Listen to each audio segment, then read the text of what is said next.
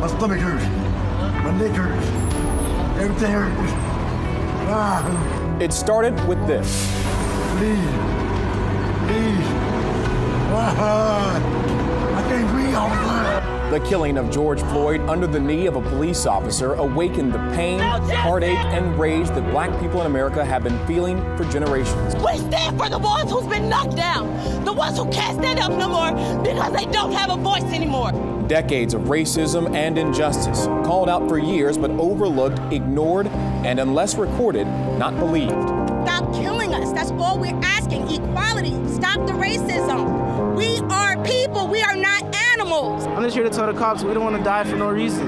Don't mistake my hairbrush, my wallet, my license registration for a gun. Now it's time to listen, learn, and work toward real change. This is not the first time this has happened. This isn't the first time that we've had to march because black people are being murdered. This is not the first time, and it needs to be the last. Project Community, Crusade for Change.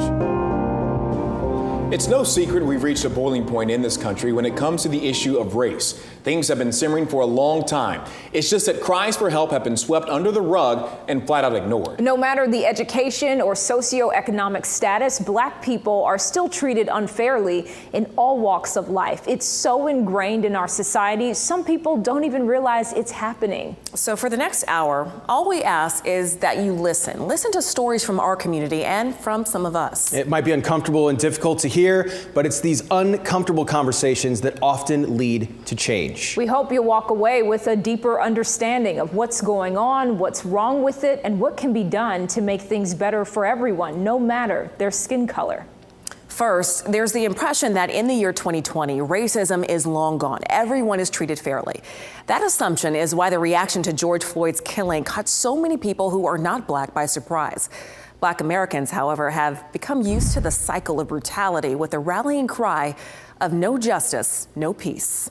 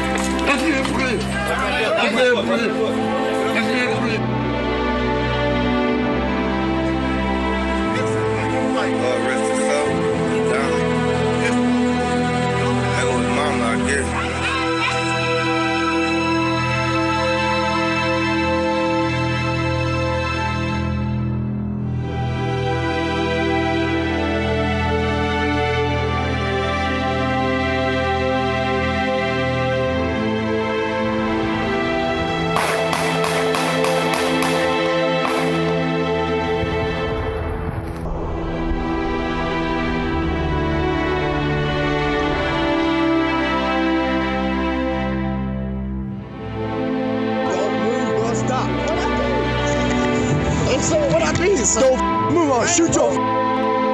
Put your hands on the car. Put your hands on the car. I'm gonna shoot you in your head. You understand me?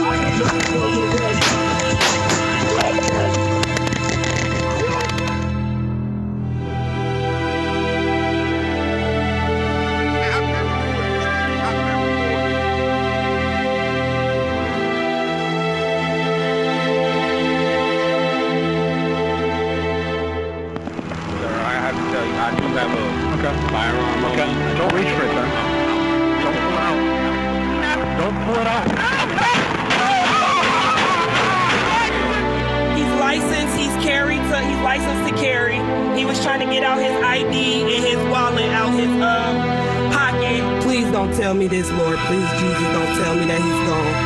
Please don't tell me that he's gone.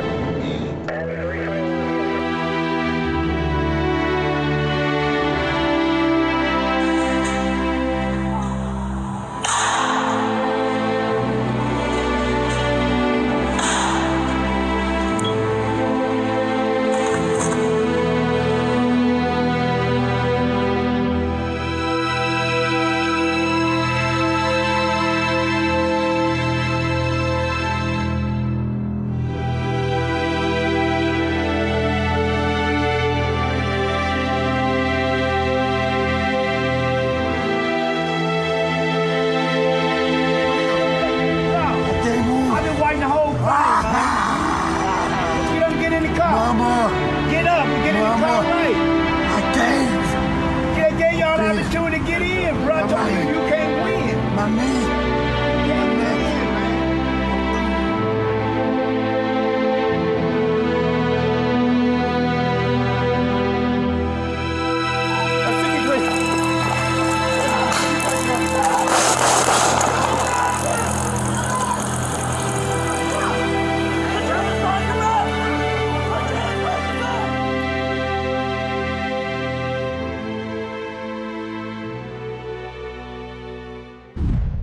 Racial bias playing a role in those confrontations or in the lack of justice. The black men, women, and in some instances, children were approached and treated with a certain level of force because of the color of their skin. Yeah, some people don't believe that statement, saying racism is a thing of the past. But talking to people in our own community, it's real and happening every day. No justice! No peace! No justice! No peace! No justice! No peace! Black Lives Matter! Marches and protests across the country. Some turning violent, most remaining peaceful, with signs of police and protesters kneeling together becoming a common occurrence. But while this conversation has been dominated by police reform and equal justice, one historian and attorney we spoke with says it doesn't start there. Why is that? Because I believe police are the byproduct of society. And once society has changed, then police will change. Why are we hiring these cops? You know, what is the procedure in which they're getting trained? Okay, what are we requiring from the police academies or the sheriff academies? He says profiling and discrimination happens in every facet of life, and the sooner we recognize it, the sooner we can fix it and move on together. Here's attorney Lazandra Randolph. Tell me about a time where you've experienced racism. Times when I've experienced racism. I've actually experienced racial profiling. I've experienced covert bias. I've experienced overt racism. She says despite being a lawyer, she's constantly asked in certain counties if she's a defendant or if she's part of a support staff, never addressed as an attorney. And she's received demeaning treatment from colleagues who know who she is. They feel like, okay, she's black, so she's gonna be the angry black woman and she's gonna handle it a certain way. I always have to make sure I maintain my professionalism and I handle it professionally. Handling what is perceived as discrimination or prejudice is a common thread. We need your help. Here's small business owner Emery Green recalling his college days on UCF's campus in the 90s. While doing a student government function, I was literally just passing out flyers to some of the students on property for, I say again, a student government function. One of the officers came up to me and literally put me in handcuffs. Luckily, I was a level-headed young man, obviously educated, knew how to handle the situation, but I even took it all the way up to the chief of police at the time. And I went and met with him and told him how I was disgusted, how he handled the situation. Pernell Bush, a local clinical social worker and retired Marine, home from deployment to Sanford in 2008. In front of his brothers and sisters under 10 years old, his mother was being arrested for a fight with a neighbor. So I'm here talking to the police respectful. I hear they see they got my mother in handcuffs, but they're getting ready to walk across some glass. And I'm like, listen, man, let me just put some shoes on my mom. And when I tried to get her shoes to my mother, a bunch of police officers rushed me and they tased me. And when they tased me and put me in handcuffs, I remember seeing my brothers and sisters there, they were just hollering. I get back and I remember one of my younger brothers like, I hate the police. I hate them. They don't do anything for us. And trying to have a conversation at the time with an 8-year-old to let them understand, like, listen, man, it's not all police officers. An HR professional working for some of the largest hotel chains in Central Florida says she's mediated cases where leaders have used racial slurs. I have unfortunately heard of leaders who have used the N-word towards their employees in heated arguments. They've cussed at them, they've called them the N-word, they've made comments even just in passing about the smell of people or where you're from.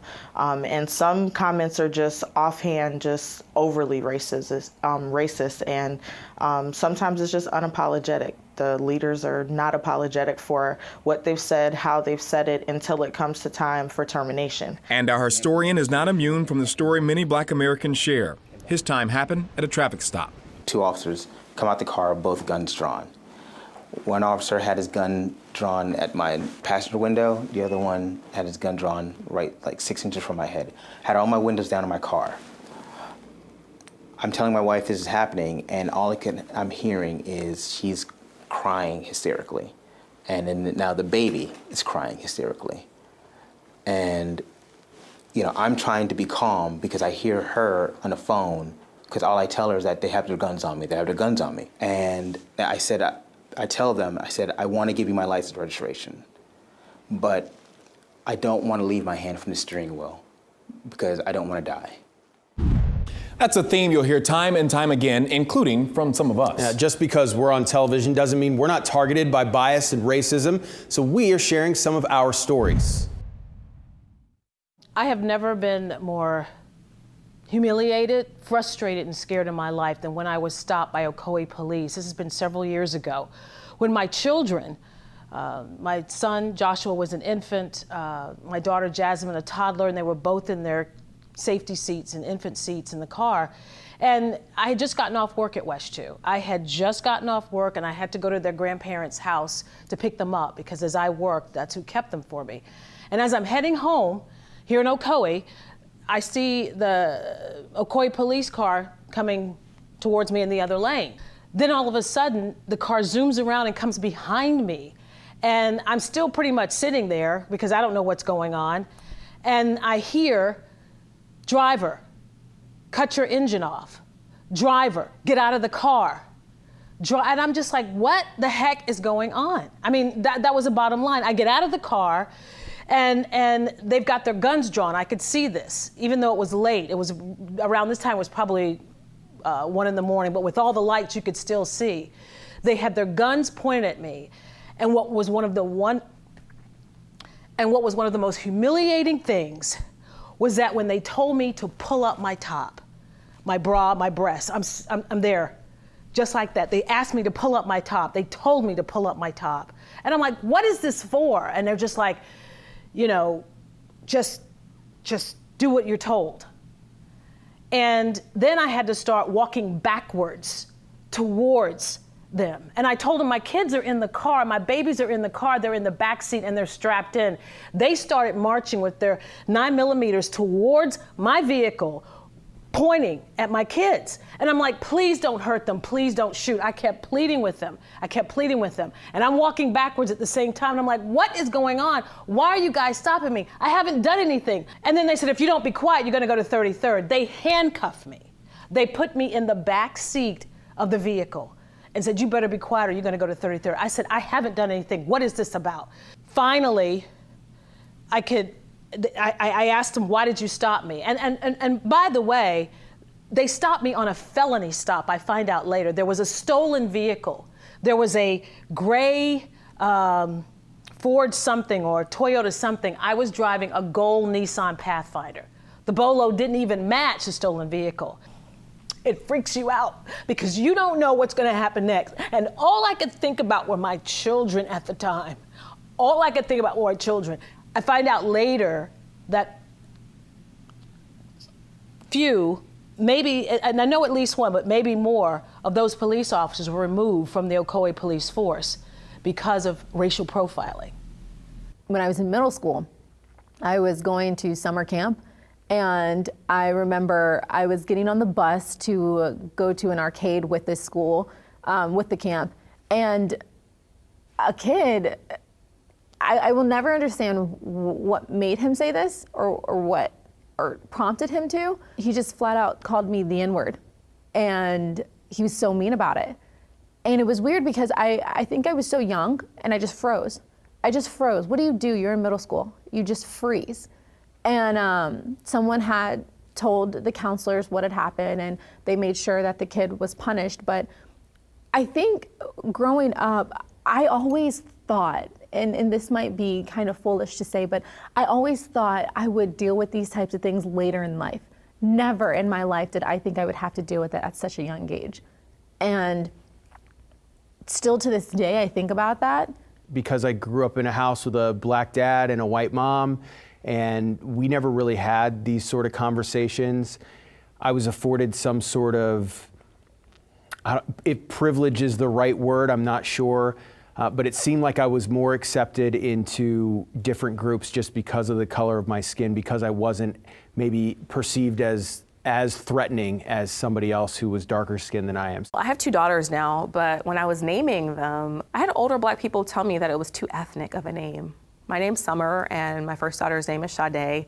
And you know, especially, not that you don't with your other children, but your first child, you really think about the name and what it means to you and what you want to name your child. And to have people tell me, you shouldn't do that because it sounds ethnic, and you know, you got to think when they're applying for jobs, people are going to know they're black before they can even get in the door and prove that they're just as good or better. Just the fact that that's how people feel. And they weren't doing it to be mean or to be nasty or anything like that. They really were trying to look out for me, and that's the kind of advice that we get. I was invited to a journalism conference. I was a fellow with a bunch of emerging journalists and other journalists of color, and they brought us in and wanted to have a conversation about race. It was one of the last nights of the conference, and it was honestly one of the most damaging experiences in my career. We sat down and we talked about race, and we talked about inequality, and we talked about newsrooms not looking like the communities that we serve. It was just very hurtful after a while. Like, once we started talking, it was uncomfortable, it was hurtful, it was racist. There was one person at the table that made a comment and just asked me, why are you so angry about this? Like, why is this such a big issue? It's not like you have to say yes, massa anymore. As we sat and we continued this conversation, one of the women at the table got up and said, oh, well, you know, I'm going to the bathroom. And her friend joked, oh, make sure you go to the colored one. And these were 2 white women that were talking to each other. Let's see, I was probably 15, 16 years old, I think, when I first had a really bad encounter with the police, and probably my only true bad encounter with the police. And I grew up in a neighborhood where it was, you know, low income. We had some Section 8 housing inside of the neighborhood. We had an incident where a guy was murdered at the basketball courts inside of our neighborhood. I didn't know that this had happened. There's a cop, sheriff's deputy on every corner in my neighborhood looking for the person who was responsible for the shooting. I still don't know that this is happening until, you know, I walk outside the house. As soon as I walk outside the house, because my house is on a corner, a cop drives up, pulls into my driveway, and my cousin is outside to pick me up, and the cop pulls into my driveway to question me. And, you know, he says, put your hands up, and I put my hands up, and I turn around, and I'm walking backwards to him. And he literally says to me, all of that is not necessary. And, you know, my response to him at 16 was, yes, it is. I don't want you to shoot me. So I keep walking backwards to him. Again, I don't know this murder has happened. And he puts me in handcuffs, sits me down, and then he tells me what's going on. And my cousin is watching all this play out. You know, they got guns drawn on me as I'm walking backwards, and he doesn't know what's happening either. He's just there to pick me up. And I get in the back of the car, and a couple minutes pass, and then a sergeant comes, was probably also in the neighborhood as they're looking for this guy, and the sergeant goes, you gotta let this kid go. And he said the suspect's description, which all of the deputies knew, was a 5'6", dark-skinned black male. At the time, at 16, I was already over 6 feet. And I've never been dark-skinned. That feeling that you get when you're on a roller coaster and your gut drops and you're just hoping that you can get back to a state where you can catch your breath again, that's the feeling that you get when you're facing down the barrel of a gun like that. We've all heard of the American dream, the belief that no matter who you are, all you have to do to be successful is work hard and you'll succeed. Easier said than done for Black Americans. Think about this. It's 2020. Jim Crow laws were only abolished 56 years ago. Our parents were in segregated schools, riding on the back of the bus, forced to use colored entrances. Lynching was widespread. Black people were stopped from voting. It meant no one representing or advocating for them and their communities in local, state, or national government. The impact of Jim Crow is still being felt today. For many Black families, it's like riding a bike with only one pedal. A great many of our colleagues use the phrase systemic racism to suggest that the entire criminal justice system is imbued with racism. I don't believe that's accurate. From Congress to a University of Central Florida professor's now deleted tweets saying, quote, black privilege is real, there's a consistent questioning of whether systemic racism exists. No justice! No peace! And this mentality that says, why can't all those black people chanting in the streets for reform just get a job, save their money, be respectful to police, and do better? And so a lot of people, if they imagine a bird in a bird cage, if you're only thinking about one bar, right, so maybe just criminal justice system, you kind of look and you say, well, why can't the bird get out of that, right? There's only one bar in front of them. They should be able to go to the left or right and get around it. But if you were to step back and look at the complete picture and see the complete cage, you'd see that there are all these interlocking, connected bars, right? So criminal justice, education, housing, all these different things. It doesn't mean that blacks or people of color, it's impossible for them to get out of situations that they're in, but it's much more difficult because of the interlocking nature of the system. As Professor Jonathan Cox sat with me in the hot Florida sun, it became clear this story would only be a snapshot of America's systems of oppression. Of course, there's the nearly 250 years black people were shipped, whipped, bought, sold, and forced into the backbreaking work of building the country's economic power for free.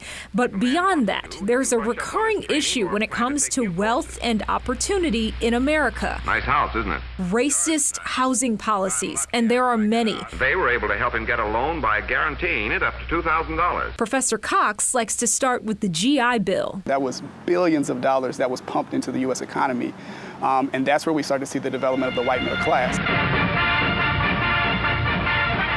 So starting in 1944, the U.S. government offered veterans coming back from World War II money to start businesses or get a college education and low or no interest home loans. But it was still the time of legalized segregation, and with no federal oversight. Over 1 million black veterans were denied these benefits, right? Which is a significant number of people, right? And so again, this money was dispersed over like 30 years worth of time. So just imagine the compounding effects of 30 years where blacks are not allowed to participate or allowed to participate at much lower rates than whites, right? They just they can't keep up, right? We're starting at a much different place now, years later, where whites who were able to access this money were then able to turn this around, give money to their children, help pay for their children's education. African Americans who were prohibited. Not that they didn't want to, not because they didn't like living among whites. They were prohibited from moving into these suburbs, and they could easily have afforded to do so. Richard Rothstein writes in his New York Times bestseller, The Color of Law, And there is a large variety of home sites available. These same loans were being given to white middle and lower class families, not just vets, with a requirement not to sell to black people. Then there's redlining, the government's refusal to insure loans in or near African American neighborhoods, like the areas highlighted in pink in this decades-old map of Philadelphia. Homeownership rate of black families in the Orlando metropolitan area is only 44%. Contrast that to white families where it's above the majority, it's at 70. What Zillow's Skylar Olson just shared are current percentages, by the way, especially damaging since for so many Americans, wealth is tied up in a home. What else does where you live impact? Education. So you know there's that wall between Maitland and Eatonville, like if you drive through? That wall was only built in the early 1960s. Professor Robert Castanello told me walls of all kinds denied black people access in Florida. He says even though black people successfully lobbied to create the state's public education system, up until the 1920s, they were only taught through the 10th grade in underfunded schools. Decades later, Castanello says Florida started pumping money into black schools, like the current Jones High. It had the exact same blueprint as Edgewater High, the white school, unheard of at the time. The attempt was to argue before the Supreme Court that Florida schools, both black and white, were funded equally or almost equally, and they thought that would defend the state of Florida against any desegregation case. The plan failed with the 1954 Brown versus Board of Education ruling that separate but equal schools were unconstitutional. Schools slowly integrated, but today, 66 years later, less than 1% of Jones's student population is white. This is because of desegregation practices that exacerbated racial segregation rather than alleviated, as well as white flight.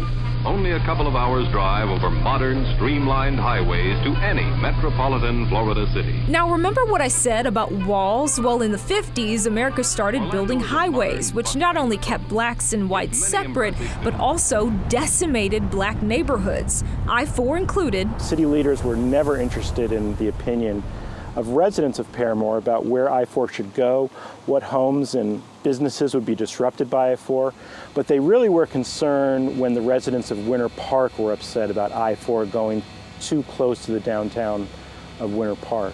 Professor Casanello says that's why the highway skirts the very edges of Winter Park but goes straight through downtown. He says black people being left out of major public decisions started to change after the Civil Rights Movement and after the Voting Rights Act of 1965 passed. Technically, black men had the right to vote since 1870, but there were challenges. We saw poll taxes, right? So, requiring a certain amount of money to be able to vote. We saw laws about grandfather clauses. We saw the implementation of literacy tests and other forms of testing to see if blacks were able to vote. Casanello told me in Florida, voting directions were printed in newspapers, so clearly you'd have to know how to read. We finally restored the rights to 1.4 million Floridians. Now, nearly 2 years after Florida voters overwhelmingly passed it, Amendment 4 is caught in a legal fight over ex-felons having to pay fines and fees before being granted their voting rights. Some call that a modern-day poll tax. Then there's violence. This November will mark 100 years since the Ocoee massacre, which again involved law enforcement and involved white military veterans driving in from Orlando to lay siege to a community of African Americans who had simply tried to vote and were massacred doing so. Where's the grand jury hearings, proceedings? Where's the victim testimony, Jasmine? Let's ask ourselves that. Professor Paul Ortiz says July Perry's lynching during that massacre is part of the state's often untold history. Florida had the highest number of lynchings per capita in the country from 1880 to 1940. Ortiz says policing is steeped with the mentality of those mobs who murdered black people, initially as slave patrols. Any white person, no matter what training they have, no matter how rich or poor they are, has the right to chase after, beat, humiliate, abduct African Americans in the South. Ortiz also pointed me to a 2016 Sarasota Herald Tribune report on sentencing in Florida, which found, among many disparities, judges in Flagler County put blacks convicted of armed robbery away for nearly triple the time of whites. Nearly 2,500 days for blacks, 957 for whites. Talking about thousands of cases. There's unequal sentencing that's targeting African Americans in Florida for much harsher, much longer, much more punitive punishments. And that's going on today. I've gone to depositions in the past and I walk into the room and, everybody assumes I'm not the lawyer. I'm everybody but the lawyer. Are you the court reporter? No, I'm not. And then they go down, okay, are you the witness? No, I'm not. And then finally, after a couple minutes, oh, you're the lawyer. Yes, I could be a lawyer too. LaShonda K. Jackson has personally seen bias in the courtroom. She's also the Orange County Bar Association's first black president in the organization's 87 years, and a great example of something Professor Cox pointed out. Black people are underrepresented in executive level leadership, top levels of government, and even if you're able to say, get hired at a reputable law firm and serve your community, you'll still experience racism. Even if you have a college degree. Absolutely, right. We see that it doesn't really matter. We still see the discrimination, again, happening at all levels of society, right? Which is one of the strongest points of evidence for the fact that there is some type of embedded systemic racism. This report scratched the surface of the impacts of systemic racism in America. As so many have said in recent weeks, it's important to educate yourself. My dad we've sat in the car and he's talked to me about how to act when a cop pulls you over, like have your hands outside the vehicle, have the lights on if it's nighttime, pull down all the windows so they can see, so they can feel safe. It's definitely never been anything that I've been overly concerned with. I've just been told, yeah, to leave my license or my registration in my glove box. Up next, 2 local families and 2 very different lessons when it comes to interacting with police.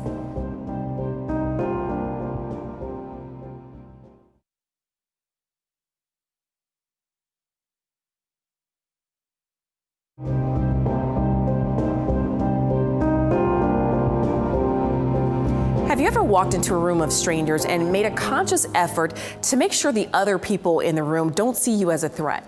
Well, if you're white, it's probably not even something you've thought about. But for some black people, it can be a matter of survival, from something as simple as getting onto an elevator with a white person or our interactions with police. When we're not around people who look like us, we often need to be calculated with every move we make to make others comfortable. To put this into perspective, I sat down with 2 very similar Orlando families with one major difference. Hi, my name is Diana McCoy Carcamo. Edward Wallace. Meet the Wallaces. Paul Dalton. Stacy Dalton. And the Daltons. I'm 20 years old. Who on paper look very similar. And I'm 21 years old. Both upstanding Orlando families. Both Christian. Both with multiple kids, both with similar economics. Philando Castile. Eric Gardner. Breonna Taylor. Both finding themselves speaking the names of black people killed by police more and more often. I never want to watch something like that again. I mean, I cried. I literally cried. But off paper, one obvious difference, the color of their skin. And with that come different realities.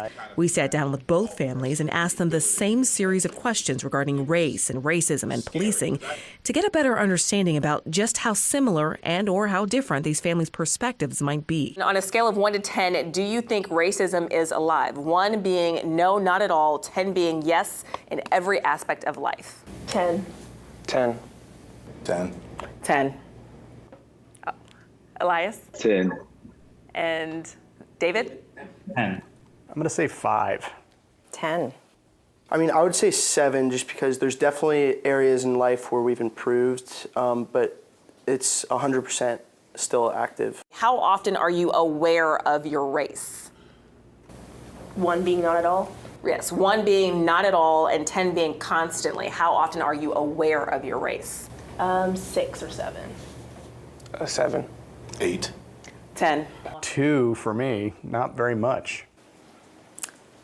More lately, but 2 probably. I'd say 1. It's not even really anything that I think of. If someone says they are colorblind, do you see that as a positive statement or a negative one, and why?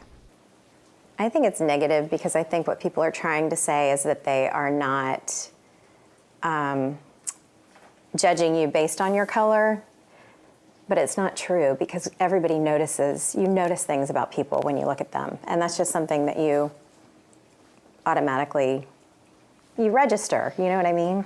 And I think also when people say they're colorblind, it's almost like they're ignoring the issues that come with being of a certain color that we don't have to face. Yeah, I think people say it and they mean it in a nice way probably. But I don't think it's necessarily true. I think we all see color to a certain degree, and we all have unconscious bias. If someone says they are colorblind, do you see that as a positive statement or negative statement? Definitely negative. It's definitely a negative. I'm a black man. There's no denying that. If you are telling me you don't notice that I'm a black man, then you are obviously obfuscating reality. I feel like it's a way to deflect from having a real conversation. I feel like it's another way to be blind to what's going on. By saying that you're colorblind, you're trying to remove yourself from the equation when instead you should be on our side, with us, standing with us. The more striking difference is most apparent when asked about police,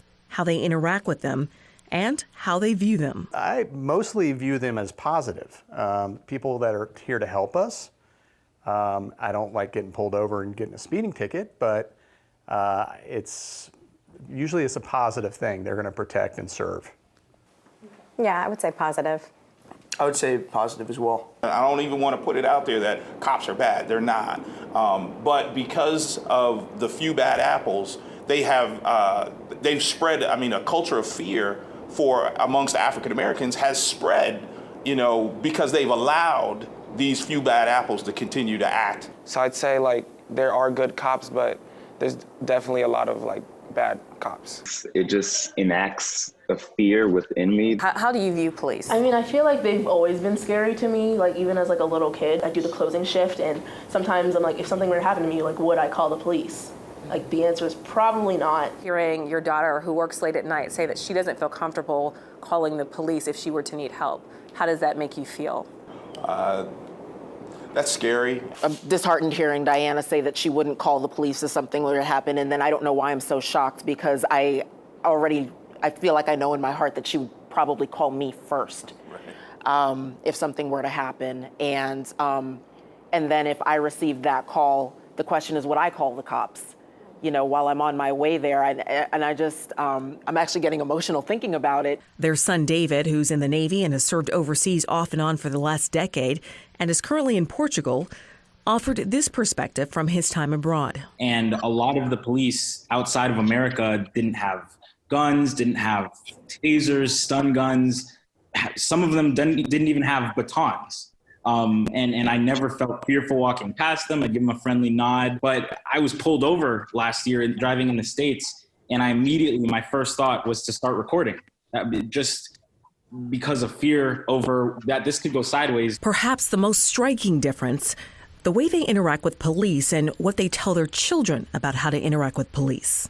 We really don't talk about it much at all. If anything, I've talked about my kids, if they get pulled over for speeding, to know where their registration is, where their license or their insurance information is, to be respectful. But it's not a big thing we talk about. Yeah, I would say the same. We don't talk about it much, and the things we have said are just be respectful and do what they ask. It's not really not a big focus.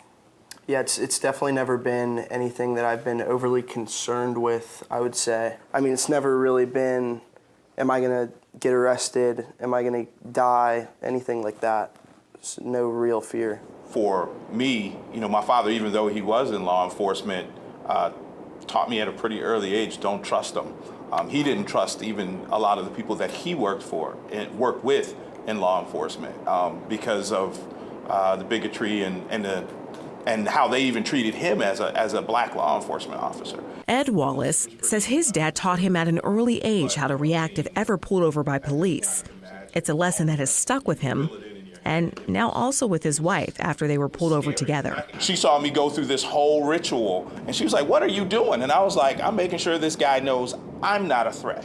That ritual, something they've now passed down to their children.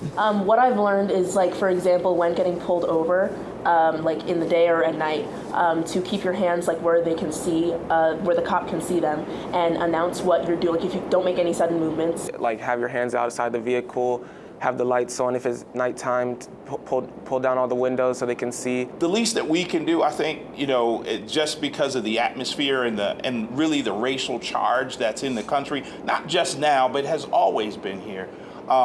It's just smart. It breaks my heart.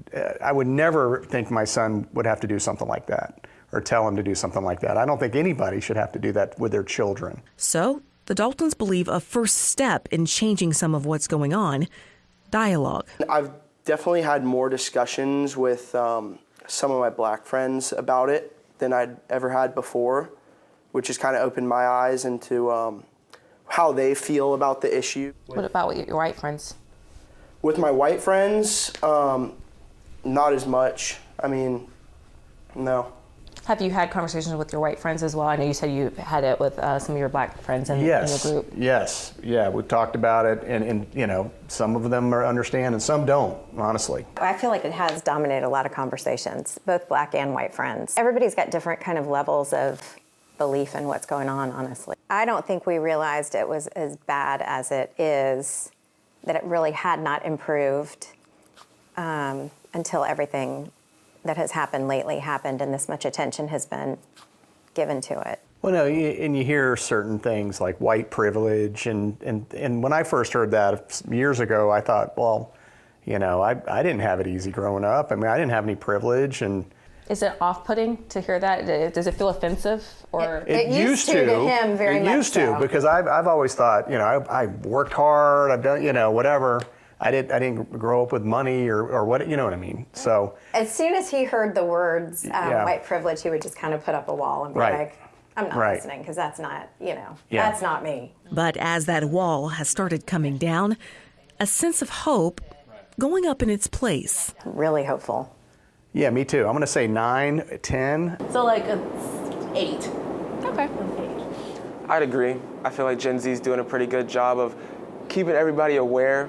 I'm going to take the current movement in its historical context, and we've been here before to some extent. What is different about this movement is the multicultural nature of it. We need every American to recognize that racial hatred in this country has to come to an absolute and complete end, and it takes all of us to do that. And it takes action and agency. One of the other questions that we asked that we didn't include in the story was about how their perspective on police and policing will impact their vote, if at all. The Wallaces said it definitely would, while the Daltons said not so much. But again, something they all pretty much agreed on, that the younger generation is going to continue pushing for change and that they most likely will see it happen in their lifetime. My skin does impact the fact that I am being stopped by an officer. It is still going to impact that encounter no matter how many sirs, ma'ams, and respect that I conduct myself with during that stop. And a regular white boy can just curse off the cops and just get detained, and without violence. This is the tipping point. This is the tipping point for policing in America. Police may not think they treat people of color differently, but that's not the feeling in much of the black community. With the spotlight now shining more brightly than ever on law enforcement, what are local law enforcement leaders doing to bridge the gap and fix an historically troubled relationship? Everybody talks about black on black crime, but the 12 times I had a gun in my face, it was 2 black officers and 10 white officers. So 12 times I've had a gun pulled on me by people that are supposed to protect and serve my person and my livelihood. At an Independence Day protest in downtown Orlando, we caught up with Amp the Truth, the name this activist chose for himself to speak out against injustice and inequality. I grew up around gang members, and they taught me. Violent members of society taught me how to handle myself professionally with cops. And if that doesn't speak volumes, I don't know what will. To have a checklist before you get in your car or even go outside the door in the morning, it's depressing, and it shouldn't happen. So what do our local law enforcement agencies plan to do about it? I think the most important thing that we can do right now is listen to the concerns of the community members, and also balance that out with what we do. Meet Captain Tony Marlowe. He's the Sector 3 commander with the Orange County Sheriff's Office. We run the gamut from, rich, filthy rich to, poverty. But, I expect all of my officers that work for me and throughout the organization that we treat, people in Windermere the same that we treat in Pine Hills. There's no difference. The Sheriff's Office recently used grant funding to add 16 deputies in Pine Hills to work on further community policing. In Apopka, Pine Hills, Barnett Park, and more, he's held barbecues to focus on conversations and engagement. And if there's anything that we're not doing that's of concern to the community, address it. The conversations, of course, they're going to be tough. Some of them are going to be uncomfortable, but without struggle, there is no progress. So it's important for us to listen and then take the appropriate action as long as it's reasonable to make whatever changes that we need to make. I'm a member of this community. I'm just like them. I don't see myself any different than anyone else. I get along with all people, and I think the important thing is to see me as a man first. Obviously I'm African American, and I can't change that. But give me an opportunity, the same opportunity that I would give anyone else. And with the nation at a tipping point, the opportunity may be there to change. The best thing that we can do as a profession is when we see individuals engaging in misconduct like that, we condemn it and we get those people out of our profession, because it is making it hard for all law enforcement officers that are doing good. I've had a few experiences with police. Taylor Mack, a Central Florida educator, told us she wants the professionals in law enforcement to act that way. I'm a teacher, so my job is to protect students with attitudes, students who are who they deem bad, every type of student. So if your job is to protect, you protect me no matter what my attitude is.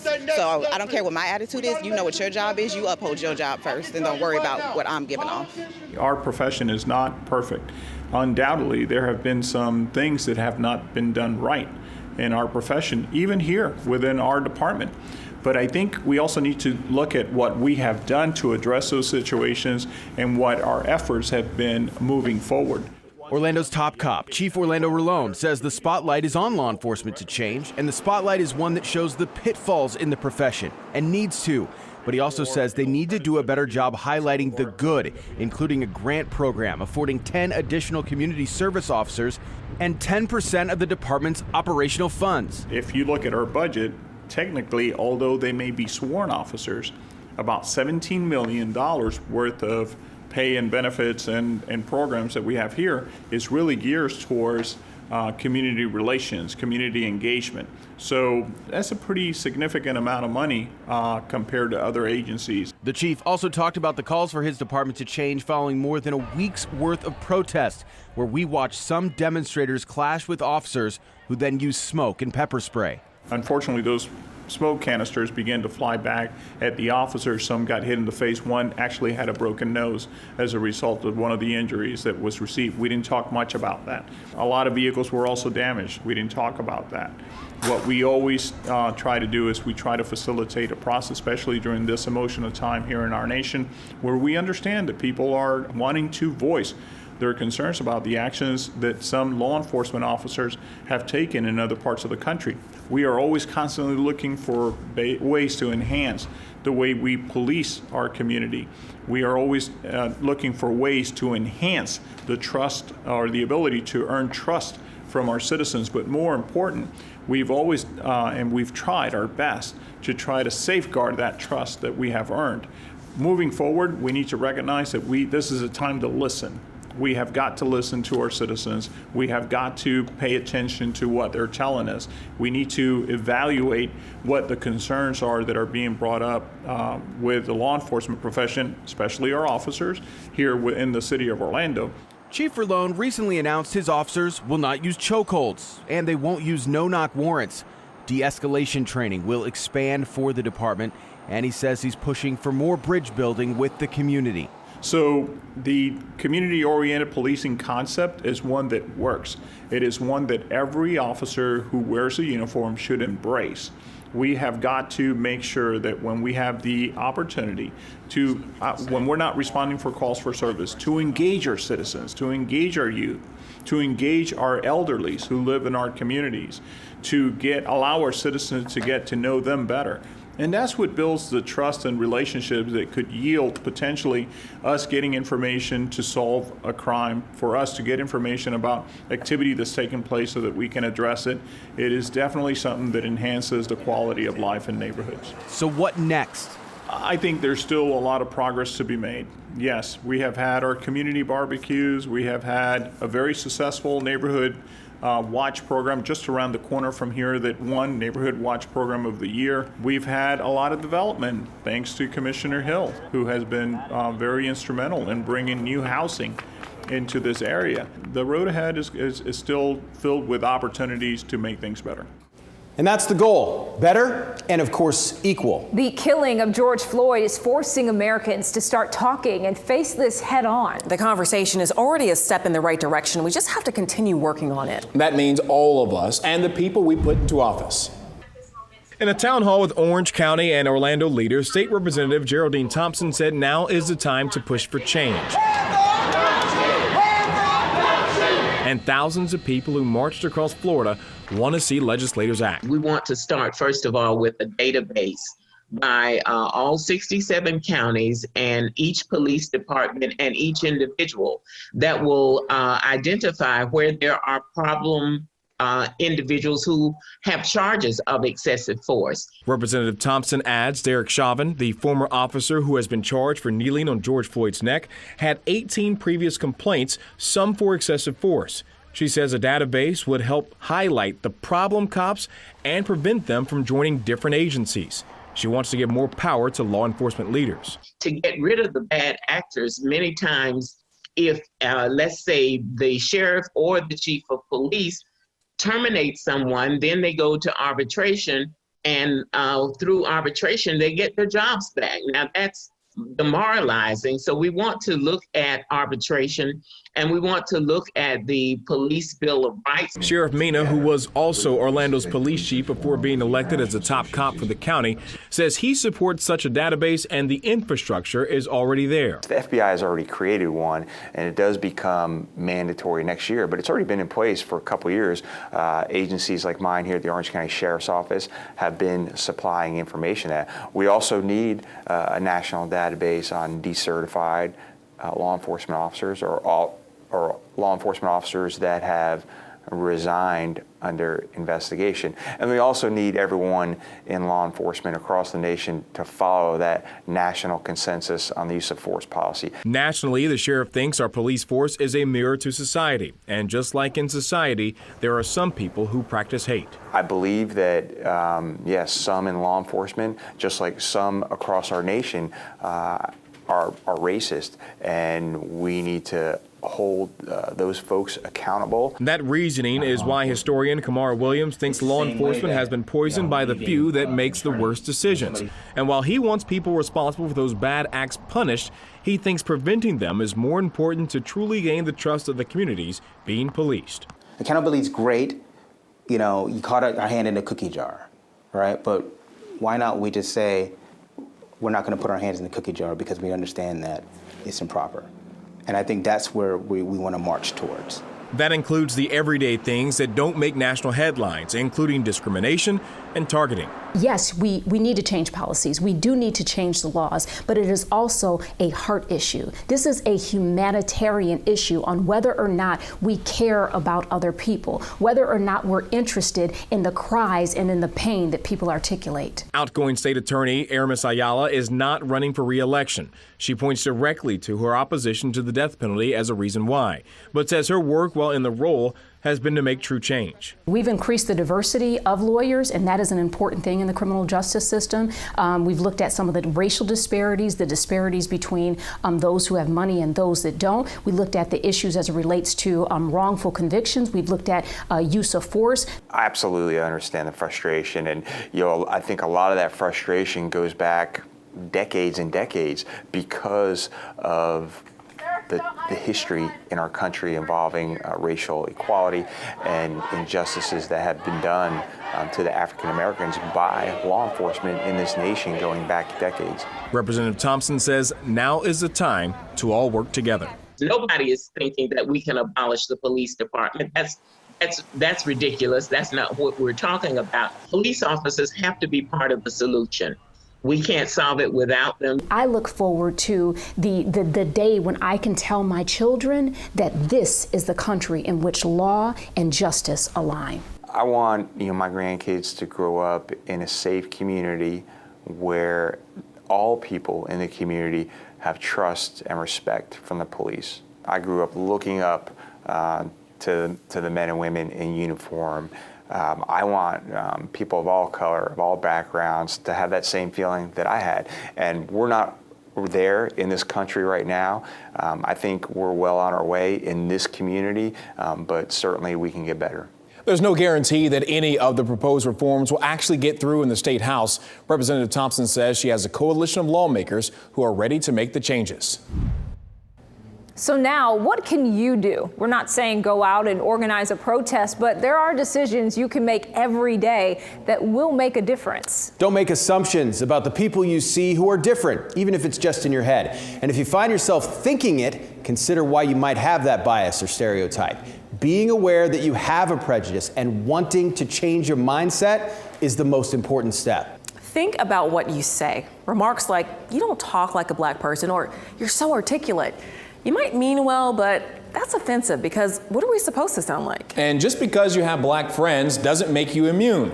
Knowing a few black people doesn't automatically mean you don't have prejudice or discriminatory behavior. That black friend may be giving you a pass or not speaking up, but that does not mean it's okay. Get educated. We told you about institutional racism, but that includes so much. Learn about what's happening in education, healthcare, criminal justice, and other sectors that keep people of color at a disadvantage. Real, actual equality is what needs to happen. And if you witness a form of racism or injustice, speak up against it. Even if it seems minor, say something. Make it clear that you will not tolerate this. If a friend or a family member says something and you know it isn't right, challenge them, educate them. It can be uncomfortable, but if you don't do something about it, this cycle will continue. And of course, talk to your children. Simply teaching them to treat everyone equally, it's not enough. If they're young, make sure that they experience diversity, expand their friend circle. And if they're older, talk about racism, prejudice, and discrimination, because ignoring it, well, it implies that it's okay. Our community has so much promise, so much spirit. We know if we all come together, we can make a difference. We want to thank you for listening. We hope this opened your eyes and encourages you to start making those changes that will bring us all true equality. This conversation is far from over. There's a lot of work to do. So we'd like to hear from you. What ideas do you have for change? Share them with us at projectcommunity@wesh.com. We'll use some of your responses in further discussions. For now, though, thank you so much for joining us. Good night.